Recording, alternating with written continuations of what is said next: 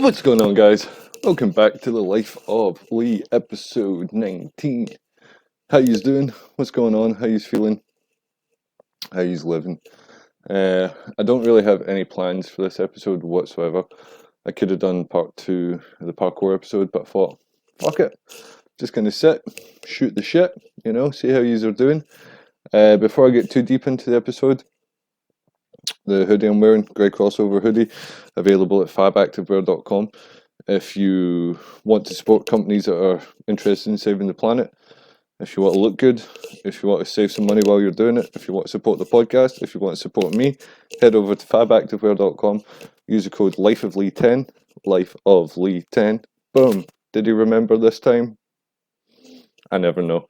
Yep, LifeOfLee10. All this is in the description below, www.fabactivewear.com. Go over, check them out, buy some stuff, help me, help the planet, help yourself. We're all good. Excuse me. Before we go on again, I want to give a shout out. Danny and Tom, I'll shout you guys out again. I was chatting to them again. They had a little mishap with the social media. I'll not go into it. It's their problem, but it was funny as fuck. And also David McCallum, I'll give you a shout out, brother.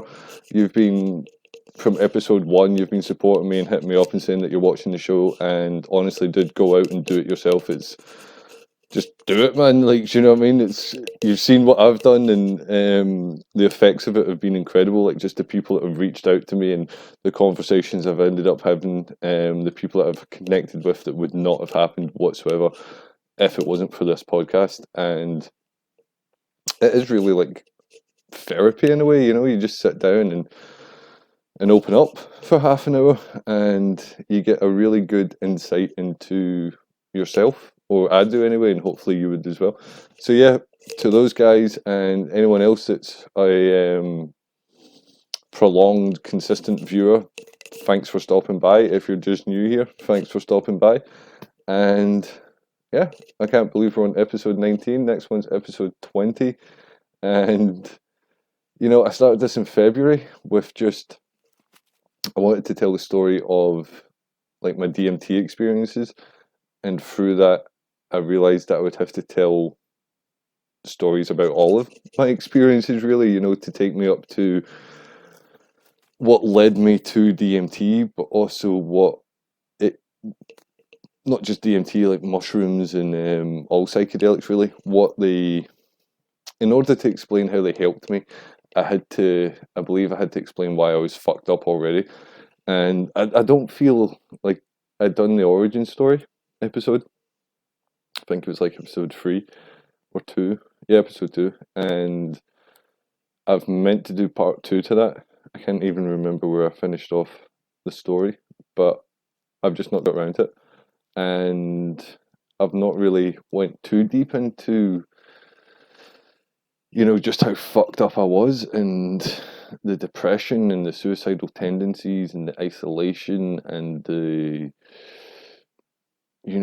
lack of confidence and the insecurity and the helplessness and hopelessness that I felt, and just the feeling of, this is it for me, you know what I mean? I'm never going to be able to achieve anything that I want. I honestly felt like the dreams or the ambitions that I used to have back then were they just felt like so far out of reach. There was no point in even having those aspirations, But now, I mean, even the experiences I've had, I can remember being 5 years old, and like Saturday afternoon there used to be a show, and it was like stunts and stuff, like it was called Real Hollywood Stunts or Extreme Hollywood Stunts, or hey, get my lighter, something like that. And I remember watching that show when I was really young, and I remember thinking, when I'm older, I'm going to be a stuntman. Look how cool this is. They're driving cars and hitting ramps, jumping off buildings from on fire, and, guns and shit. And I think that's why, because I might have thought even back then, there's no way that a boy, like I was living in Wishaw Hill at the time, and as rough a place as Wishaw can be, Wishaw Hill is a rough part of that rough place, you know what I'm saying? So I maybe identified back then that, you know, a kid from Wishaw Hill making it to Hollywood in any kind of way wasn't perhaps the most feasible. But maybe if I joined the army, I would still get that sense of the excitement of, you know, like shit blowing up and guns and, you know, salt courses and tanks, and like that's what I love about life. I just love the most surreal, extreme, fantastical stuff to happen, you know, and that's what I want to experience the most of. Because I've experienced far too much mundane, monotonous, boring kind of stuff. Like when I get the chance to really experience something that's more, you know, just all encompassing, just exciting, I'll do it. So that's maybe why I ended up in the army. But I can remember being like 5, 6 years old and thinking, oh no, I want to be a stuntman, and watching what these guys were doing and all that kind of shit. And around that time, I probably also wanted to be a Power Ranger. And, you know, like, if I could go back and walk up to, like, my 5-year-old self and be like, how you doing, buddy? I'm you 27 years down the line. Like, if I could go back with my laptop and be like, right, check these videos out, and I was in this movie, in this show, which is like massive and blah, blah, blah, blah, blah. I think my 5-year-old self would be impressed. And, you know, for me, that's kind of not the point of existence or life or any of that kind of shit, but I think it is quite good if you can stick kind of close to what you thought would excite you as a kid. You know what I mean? I mean, there is, and I'm not judging anyone here, but I doubt there's a lot of kids in playgrounds. Well, not right now because of COVID, but that are like, oh, I can't wait. One day, I'm going to be an accountant. You know, or even like, you know, one day, I really hope I can, you know, be a checkout worker. Or one day, I hope I can work in a factory on a production line. You know, like no one really dreams of doing that shit, but a lot of people end up doing it. I've done all of those jobs, and you know, they probably do have dreams of being a stuntman or a fucking astronaut or, you know, whatever. But along the way, they kind of tell themselves that it's unrealistic, it's not going to happen, or they get talked out of it by a lot of time friends or family or that kind of shit because, you know, like this, and I believe I spoke about this before, but when people, it kills me when people want to do something and they won't do it because the people that are already around won't do it, and they don't realize that if they just broke away and went out on their own and done the thing, then they would meet people that were already doing the thing, and then those people would be their friends. You know, like people are just so, they restrict themselves into these little social groups and standings and circles, and like, oh well, I'm with them, so I can't go and do that. Even I really want to go and do that, but they won't do this, and you know, I need to back these people up or whatever. Like I've said this before, our time here is short, really fucking short, and you don't want to spend it, you know, 20 years down the line still hanging around with people from high school that just do not interest you in the slightest, but you feel loyal to them, or you know, you feel, well, I've put this much time in already and whatever. No, like as Alan Watts says, you are under no obligation to be the person you were 5 minutes ago. And that, the first time I heard that, it was like, wow, you know, like I've held on to a lot of anger and a lot of, you know, hope for revenge and a lot of spite against a lot of people all my life, really, from a very young age. And it gets to the point where you feel it's part of your identity and you feel you have to be that person because you've been that person for so long, you're invested in it, and you've reacted this way so many times before. So not just people expect it of you, but you expect it of yourself in a lot of respects. And when I first heard that, you were under no obligation to be the person you were 5 minutes ago. It was just such a freeing thought and revelation. And you don't need to be, you really don't. Like, I sat the other day and I watched most of episode 1 of this podcast, and that was filmed Valentine's Day this year. It's now the 21st of June, same year. And, like, in 4 months, the change is unreal. And like, I know there's been ups and downs in the episodes, but they've still always been on an upward slope in terms of delivery. Oh, what a word to fuck off on.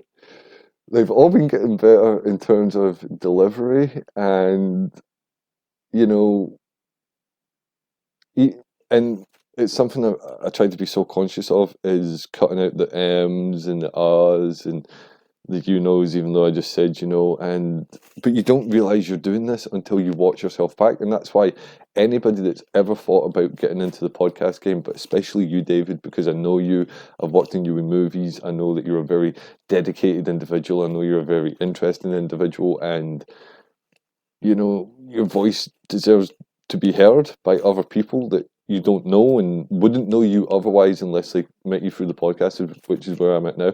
But to anyone watching this, and you, Gary, if you're watching this, go for it, because it makes you look at yourself in such a different light, and it's so empowering to be able to really see yourself and to notice things about yourself, and then that then enables you to change those things, because you wouldn't notice them if you weren't sitting talking by yourself to a camera for half an hour and then watching it back.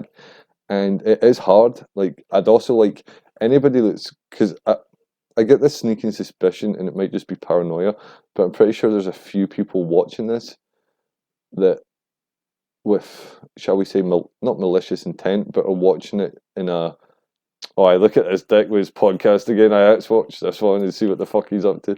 And maybe some other people that just are really nosy and like snooping about constantly and all that kind of shit. Where was I going with this?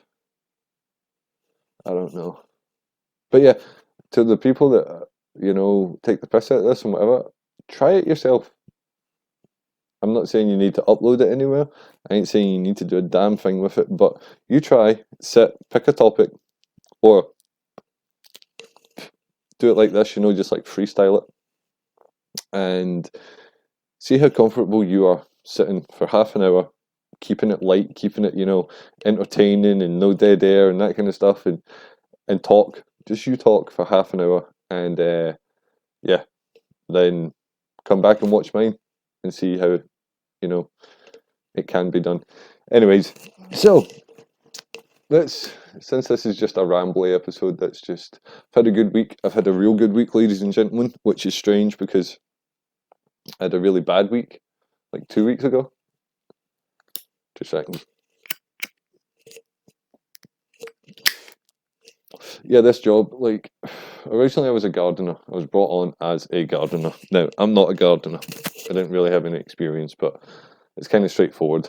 And then that kind of transitioned to landscaping labourer, which was some hard fucking labour, some real manual labour.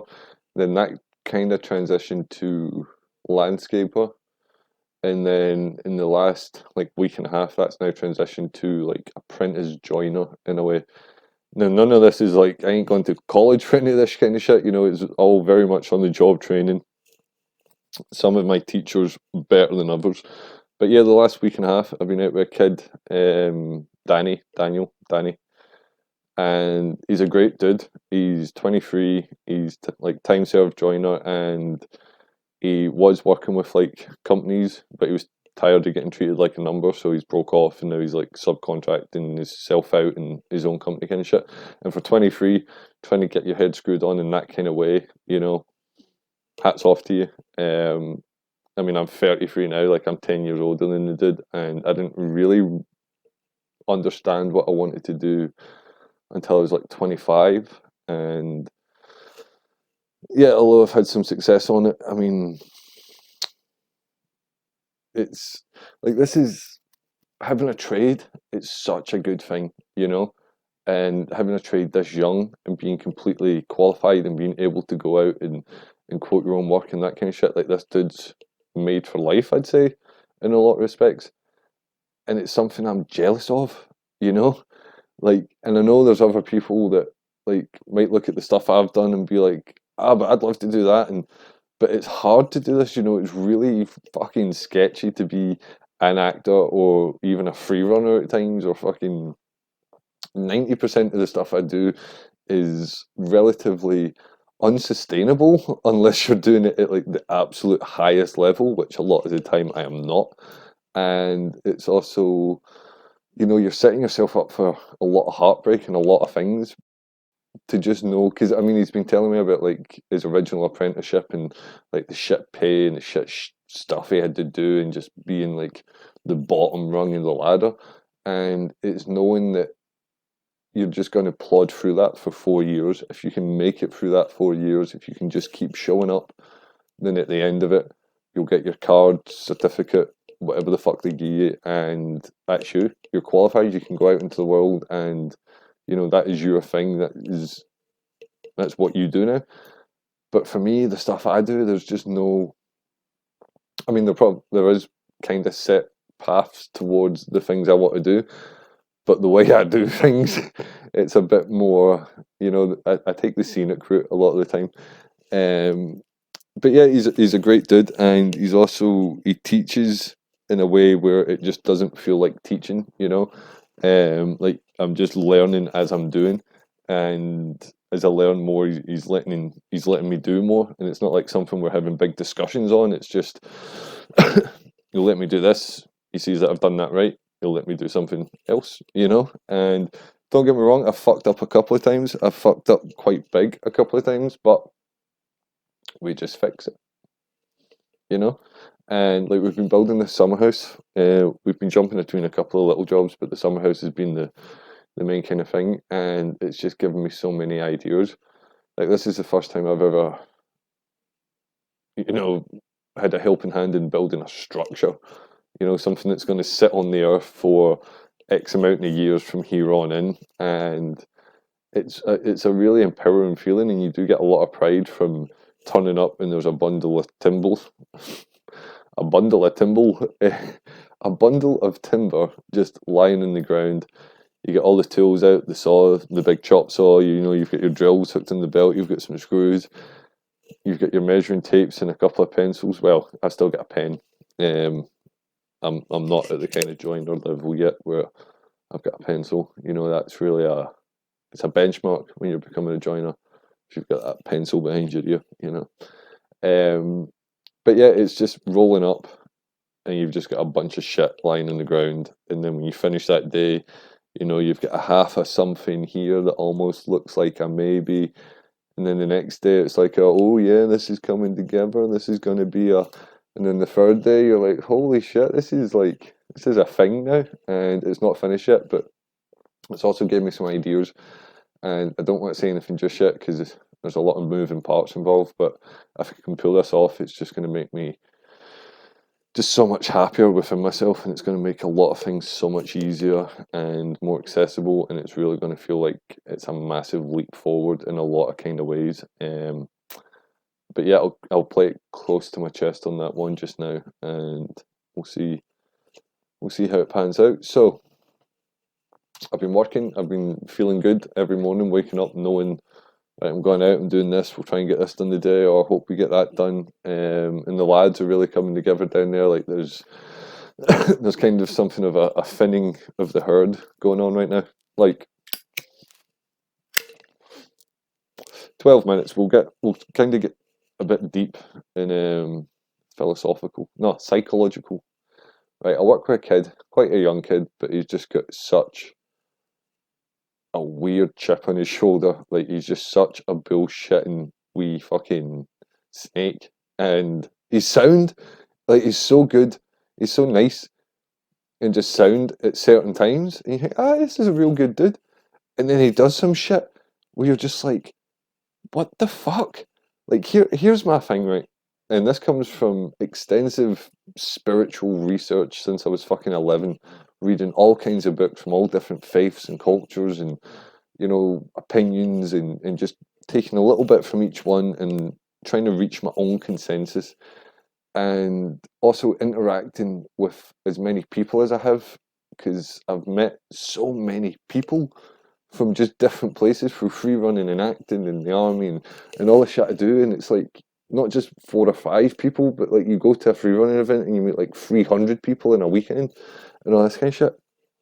So I've met a lot of people, and through my spiritual you know, leanings over the years, and also psychedelics, I've came to the conclusion that so many have came to before me, but you need to come to this kind of stuff yourself, that we are all one, okay?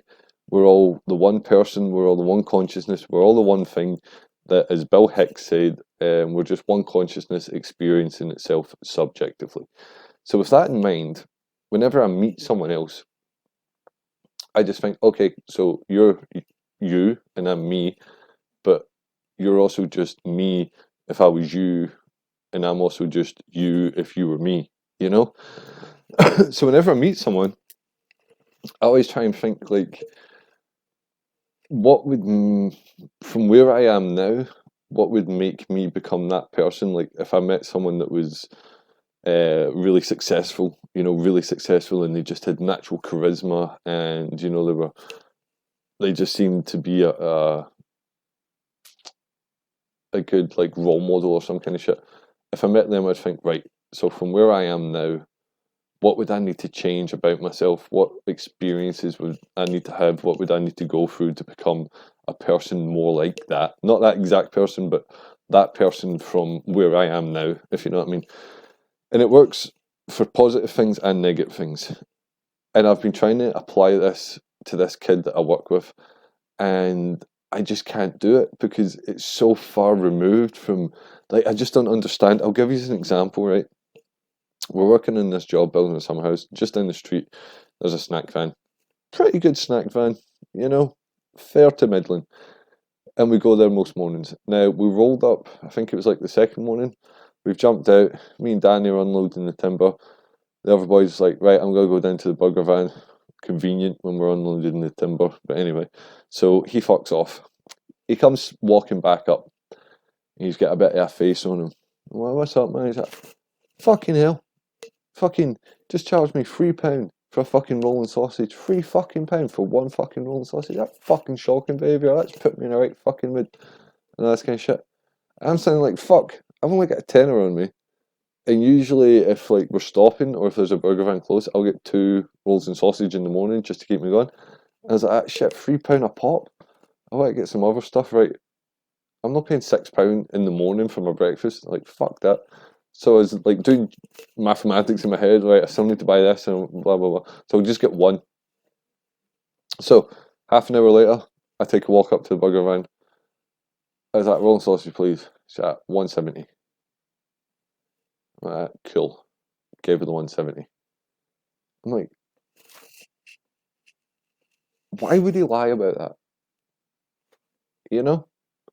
Now, as much as I want to give him the benefit of the doubt and be like, oh, maybe the woman didn't hear him or he didn't hear her. She said 170.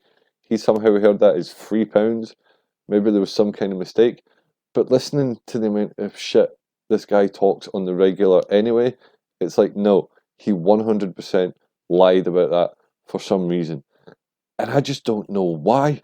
And this is what I've been trying to understand from the point of what would make me, why, what would I think I would be gaining if I'd walked down to that burger van, got charged 170, and then I'm like, oh, you know what?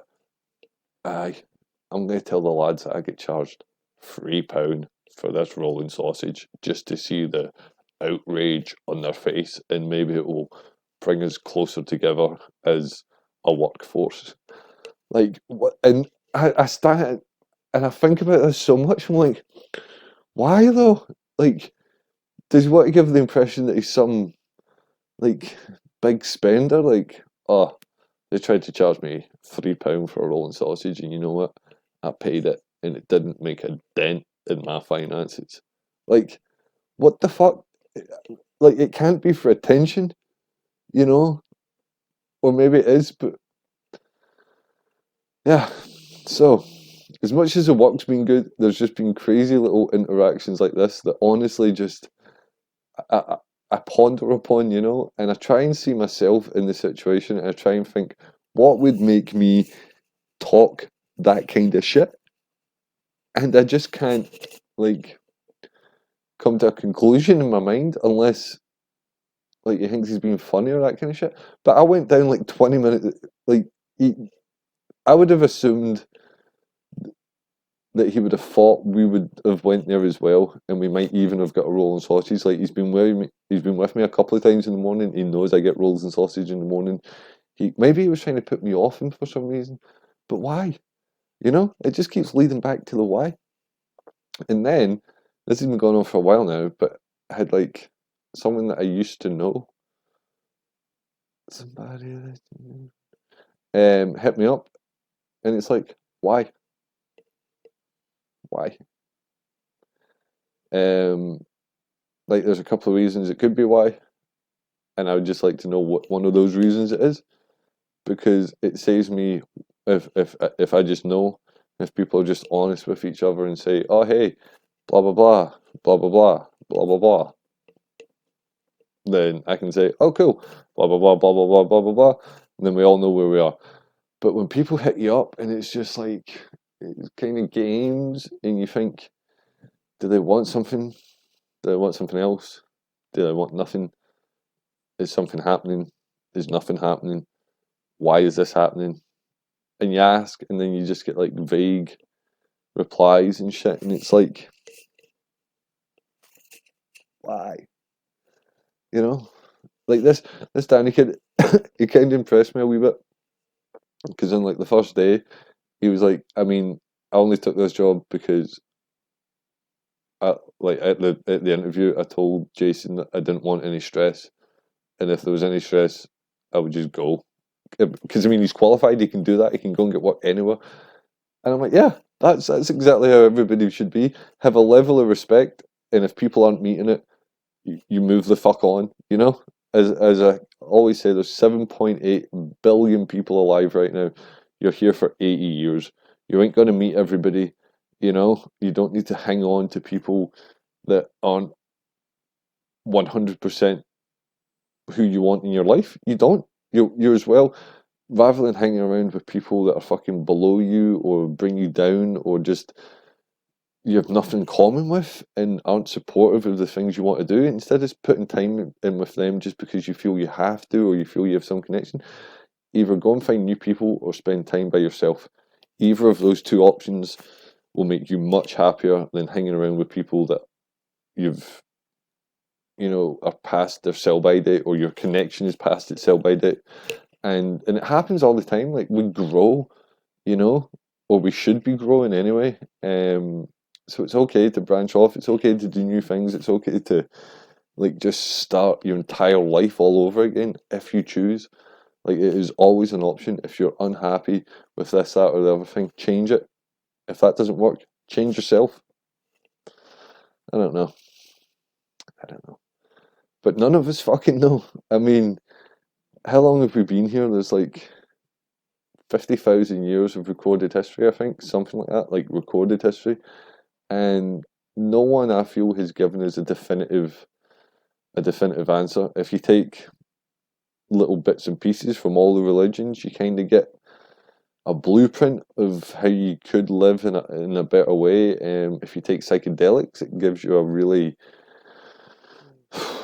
brief glimpse into understanding everything, which that information is then slowly snatched away from you, and you can't maintain any of it, but for those brief shining moments you understand everything. But yeah, we're all just living this thing we call life, and this thing right here is called the life of Lee, and episode 19 is about to come to an end. I kind of like doing episodes like this because it really forces myself to, one, try to be engaging, which I think if you ever watch this and you're like, whoa, he uses like weird words and he talks in a weird fucking manner or whatever, that's my brain telling me like, oh, you need to throw this shit out to be attention grabbing in a way, you know, and to kind of like fucking hold people's attention and to maybe make them think you're a bit smarter than what you actually are. I've no idea what the fuck I'm saying there. Episode 20, I've got an idea for episode 20. I know I could pull it off. I'm just not sure what way I want to go with it, but it should be pretty cool. And anyway, I've got a week to think about it. But yeah, that's just past the 30-minute mark. It's been good. Nice little episode done. fucking one more brick in the wall, you know, we're one more step further down the road, and hopefully it's one more brick in a really nice big wall, and it's one more step down a very nice road to a very nice destination. But as always, ladies and gentlemen, thank you for stopping by. I've been Lee, you've been you. It's been awesome.